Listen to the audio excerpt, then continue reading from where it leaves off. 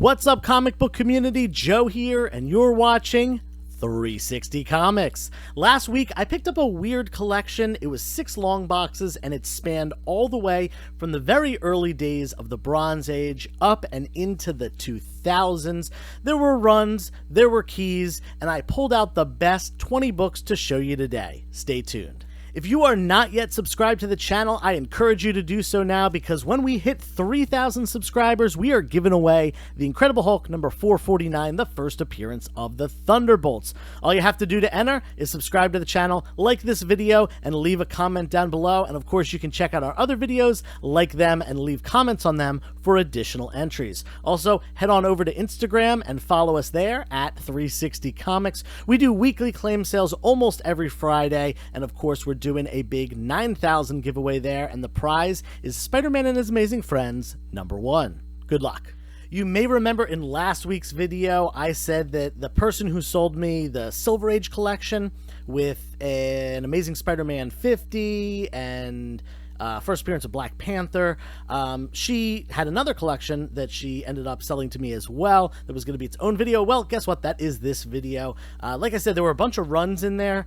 There was almost a full run of both New Mutants and X-Factor, but the bigger keys were taken. There was no New Mutants 87 or 98, first Cable and first Deadpool.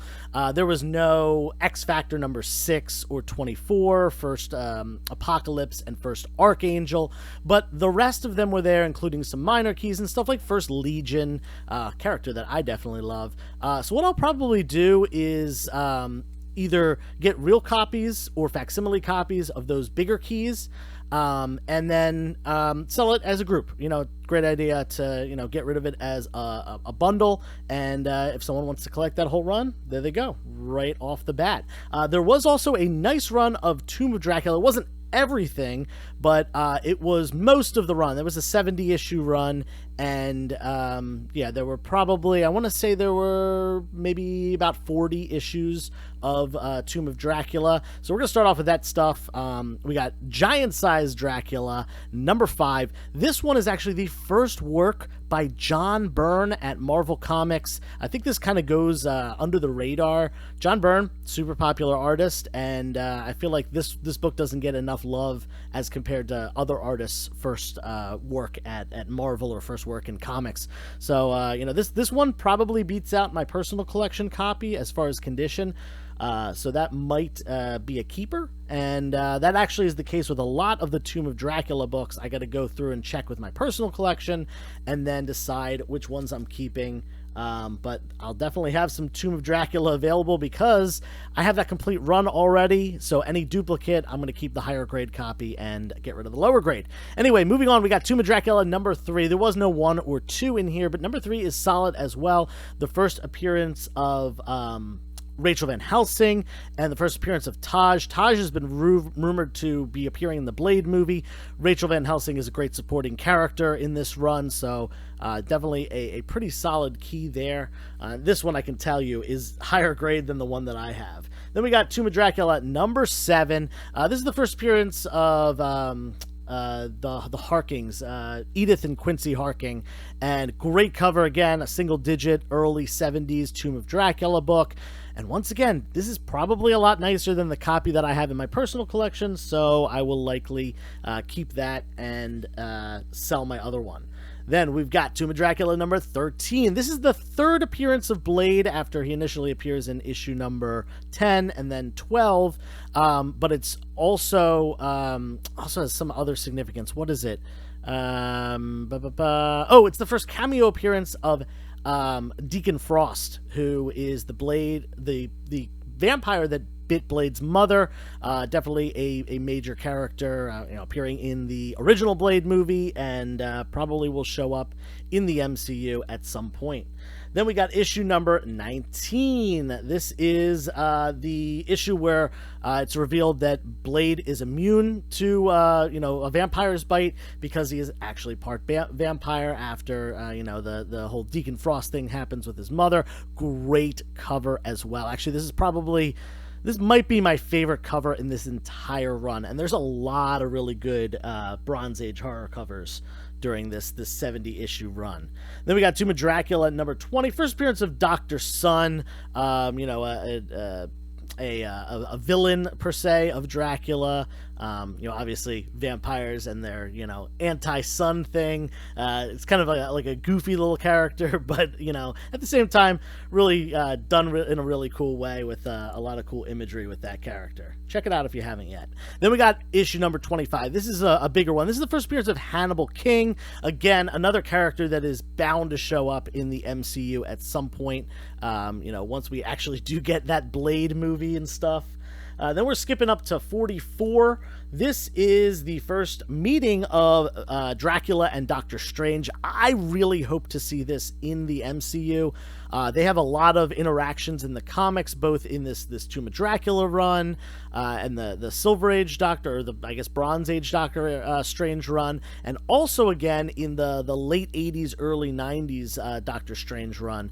Definitely worth checking out these interactions, and this is their first one. I prefer the other one. It's a 3-issue arc in Doctor Strange. Definitely check that out if you get a chance. Then we got Tomb of Dracula number 45. This is the first full appearance of Deacon Frost, and unfortunately this one is not in great condition, so this one is definitely not higher grade than the one that I have in my personal collection, so this one will be up for grabs. Then we're moving on to issue number 54, which is the first appearance of the Son of Dracula. And, if they continue, if they bring Dracula to the MCU and continue with the character, I don't think it's unreasonable for the character to eventually have a child.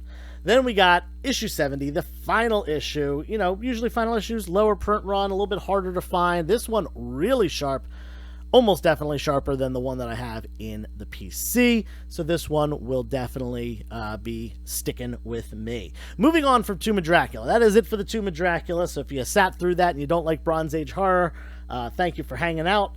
But let's get into some other stuff. Batman number 244. Classic cover featuring Ra's al Ghul, however you pronounce his name.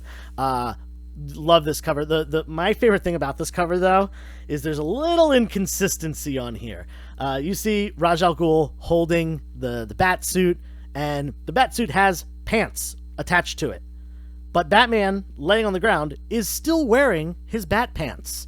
How is that happening? Does he wear pants under his pants? Is he a never nude like Tobias from Arrested Development? I don't think so. I think this was just a little continuity error, or maybe what might have happened is they originally drew him without pants, and editors might have said, no, that's inappropriate, so they had to redraw the pants on rather than, editing out the pants attached to the suit. I don't know. Maybe there's some information online. If you know anything about this cover, definitely put it down below. But either way, great classic cover, early Ra's al Ghul appearance, good stuff. Then we got Deadpool, Merc with a Mouth number 7. Yeah, we're getting into some modern books. Like I said, we've done mostly bronze so far, but this book is from the 2000s. It features the first appearance of Lady Deadpool right there on the cover. This book has gone up considerably in value in the last couple years and is holding... I think it's spiked up as high as like over $100 for a near mint raw copy, and it's really been holding above $50. So definitely a solid key to find in this collection. Didn't really expect it.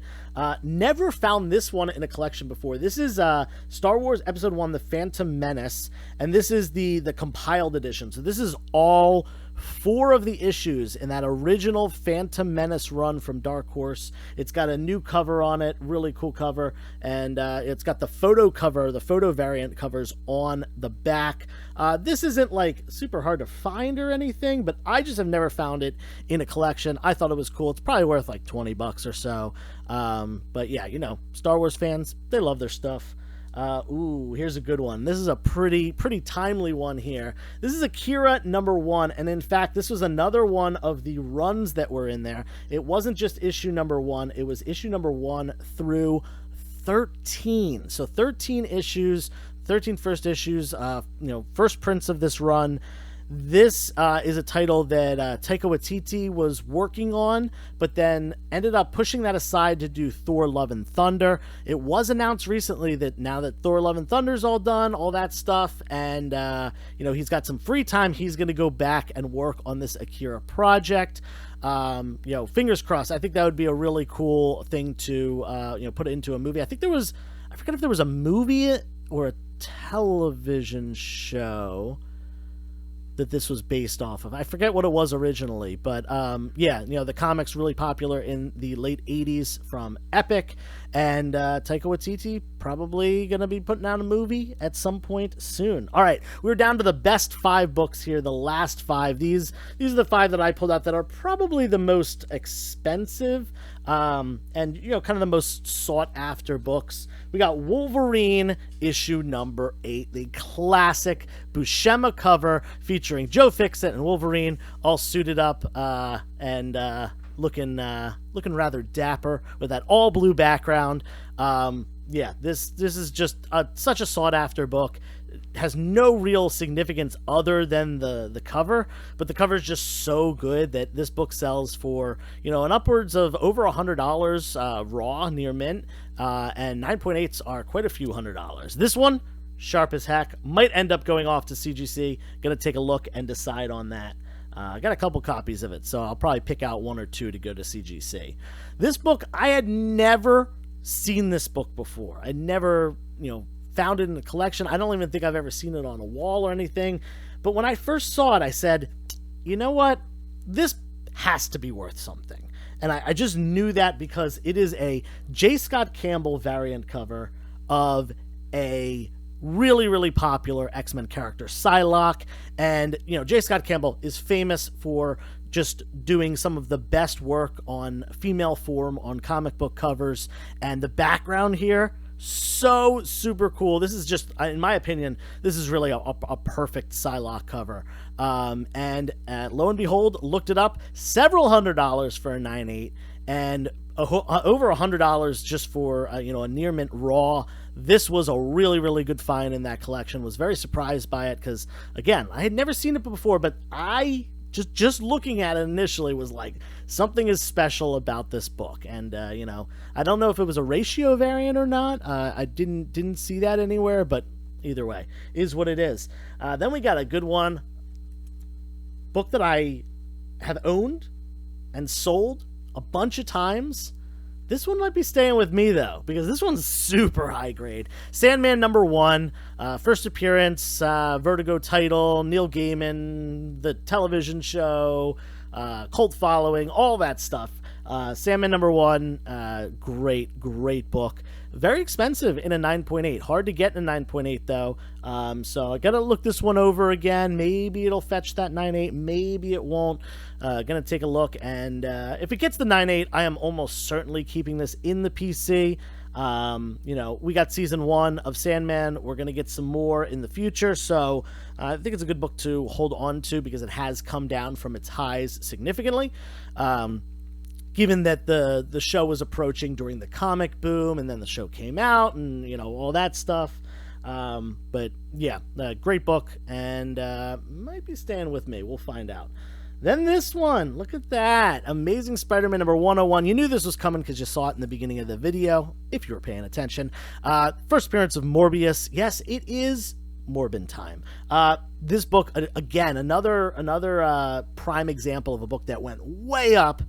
During the build up to the Morbius movie coming out, and also the comic boom at that time that was happening, and of course way down, not just because the comic boom ended and stuff started correcting, but it was kind of the perfect storm of that happening, as well as the movie being, I'll say, not great.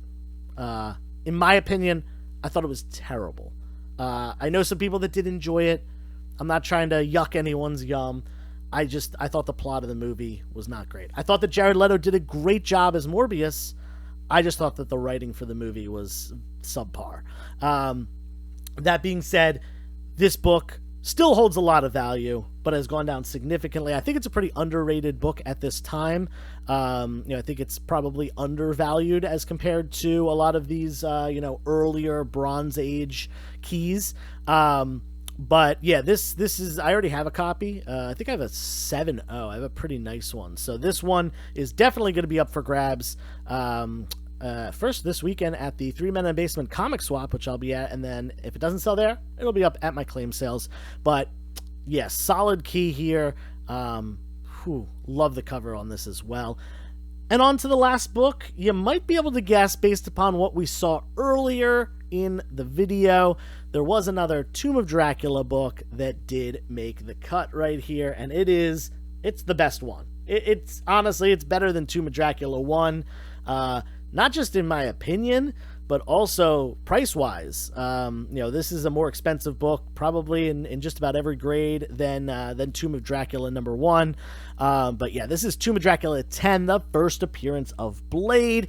Not only is it his first appearance, he's on the cover. It's an action shot. Gotta love it. This is definitely also one of the better Tomb of Dracula covers. But yeah, in my opinion, it doesn't beat out the one I showed before. Either way, big key right here, and once again, just like I said with the rest of the Tomb of Dracula stuff, or some of it, this is definitely better than the one I have in my personal collection, which is rather low grade. So that one is going to be up for grabs, and this one is going into the PC, and I will probably get this one graded because I think it's solid. I think it could probably get a 4.5, maybe a 5.0, and I think that is a good enough grade for me to want in my personal collection, want to have it slabbed and protected and preserved. Might even be better than that. I gotta kind of look it over again. I mean, I could see this getting maybe a 5.5, but I think it's more in the 4.5 to 5.0 range. Yeah, so that's a big one. Now, what did I pay for this collection? A lot of you always ask this stuff. I paid pretty high on this. I have built a relationship with this person who I bought from, having bought that Silver Age collection and now this one, and I paid a little bit more than I would have wanted to.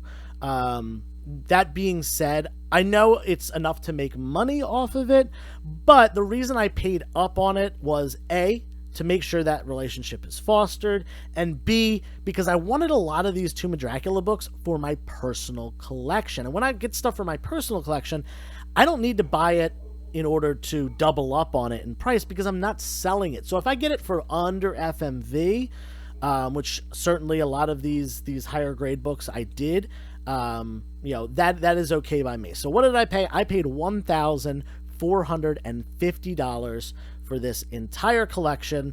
Now, you didn't see all of it. Obviously, there were 6 long boxes, and there were some nice runs in there. A lot of mini-series, a lot of things that are of, $5 and $10 values that I didn't put in this video. So, if you're taking into account just this stuff, maybe $1,450 is a little high, but take into account all the other stuff, I won't be doubling up on this collection. I'm not going to sell everything for $3,000. That's just not the case with this collection. But again, a lot of stuff is staying in the personal collection, and I think that after I keep the stuff that I want to keep, and sell the lower grade copies and sell the other stuff, I think I'm definitely more than breaking even, despite keeping a lot of the stuff. Maybe total of $2,000 worth of sales. So not a huge profit, but multiple upgrades to the personal collection. I'm okay with that. That's not always the case, but for harder to find stuff, like, mid to high grade Bronze Age books, yeah, I'll do that. Anyway, thank you for watching this video. The next video is going to be a really big one. A little preview on that. I am getting back 5 express books from CGC, all valued at well over $1,000, some of them multiple thousands of dollars. And we're going to unbox, we're going to talk about the grades, we're going to talk about the prices. It's honestly, it's going to be over $10,000 worth of books easily when all is said and done. So we will we'll add up all the numbers there and talk about that in the next video. Also, reminder, this weekend is the 3 Men in a Basement comic book swap in Connecticut, and Also, I have mystery boxes available. I haven't talked about that on the channel at all. I've been putting it on Instagram. I only have 5 left as of right now. So if you want a mystery box, message me on Instagram. And they're $100 and plus 15 shipping. And you're guaranteed at least $120 in sticker value.